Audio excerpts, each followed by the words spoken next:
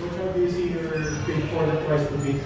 Kasi mabigat pa yung kalaban with San Miguel and despite their struggles in the trainer side.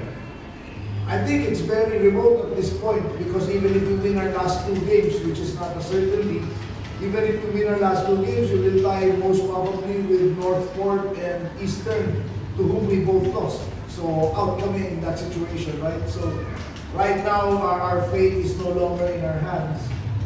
So the best thing we can do is just focus on what's in front of us. And right now, that's San Miguel on Sunday. It's good that we were able to get our guys some rest in the last quarter of this ball game. But we have no illusions about San Miguel at all. We know how strong that team is. Especially now, they're fighting for survival. So we have to be prepared for a real huge war on Sunday. TNT next Sunday. Yeah, that's one of the most important game for us to avoid any complication. And we have to win because contender for the 8th place is Magnolia and Lex. They have 2 games left, so we can never know what will happen.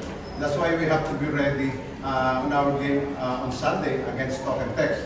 But before the game, I told them I don't want to elaborate the importance of the game. We have to be focused on our execution of our offense and defense. And I'm so happy we have a good start. Nasunod yun, siguro isa na lang, we have to be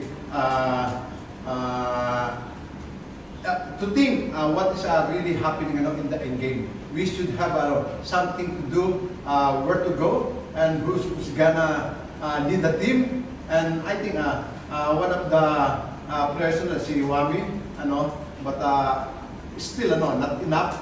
And I want him to stop more because there's so many things he can do for the team.